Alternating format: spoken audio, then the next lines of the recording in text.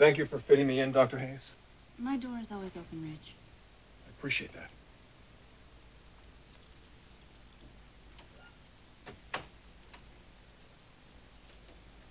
How is Caroline? I honestly didn't know if she'd make it through the night. Why don't you tell me what happened last night? We had dinner at home for a friend. Caroline cooked the dinner. I tried to get her not to do that, but that's impossible because she's trying to keep up this masquerade. Anyway, it was after dinner, after our friend had left. We were getting ready for bed, and I realized how weak she really is. It was like it sapped every ounce of her energy just to prepare that meal. God, I felt for her. I wanted so badly just to reach out to her, to hold her, to tell her that I wanted. To tell her that I knew. And I'd be there for her. I'd be there until... that I'd be there forever. You won't be, Rich. Exactly you're trying to tell me, Doctor. That your wife knows she's dying and she's chosen to live her life in just the same manner she's been living it in. But damn it, she doesn't have the strength for that now. I think she has a lot more strength than we give her credit for. I am just so frightened for her. Of course you are. You love this woman. I don't want to lose her. I don't want to lose her. But I know I'm going to lose her.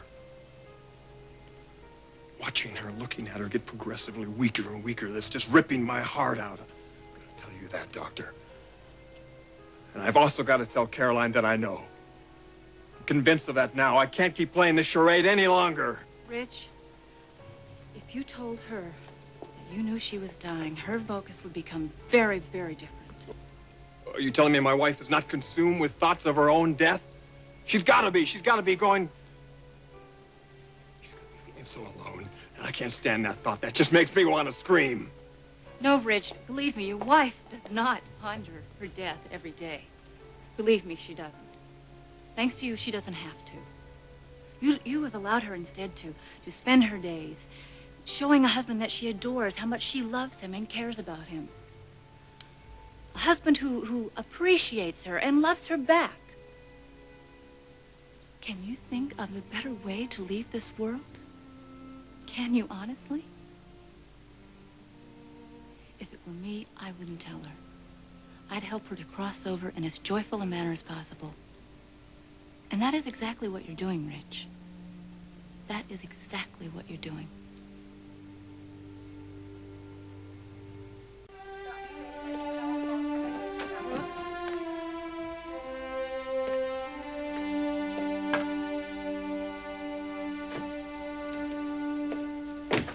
Taylor.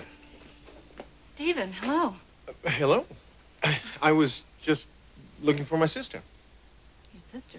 Mm-hmm. Brooke Logan is your sister. That's the one. I had no idea. Yeah. How are you? Me? I'm great.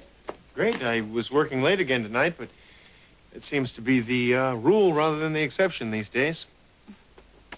Tell me about it. Yeah, it must be tough working with cancer patients. Well, it's my specialty. I do have a lot of other patients, though. Oh, really? You mean if I were to get sick? I'm not really taking on any new patients right now. Oh. In other words, if I were to get sick with the flu, or I just wanted somebody to check out my plumbing... Oh, now I remember. You're the one with a bizarre sense of humor.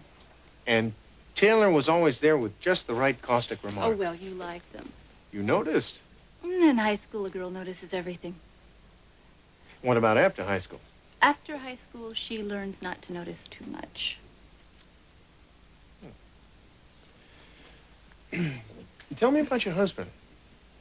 Tell me about your wife. Alas, there is no wife. But I know there's a husband. I am surprised that you changed your maiden name, though. You insisted you would never do that. We were rebels. Rebels say anything. I think you were more than just a rebel. You also talked about helping the hopeless, and isn't that exactly what you're doing? Sometimes I wonder. What about you? You were always much of an idealist, almost more than I was. No, I was messed up. Well, idealists usually are. There it is, that irrepressible cynicism. How I've missed that. And that Logan sarcasm. We were a pretty good team, weren't we? Except for we couldn't find anyone to talk to us. Hey, we wouldn't talk to us. I've never forgotten that smile, though. You rarely saw it. No one did. I'll bet it gets a lot of mileage nowadays. I bet your husband demands it daily.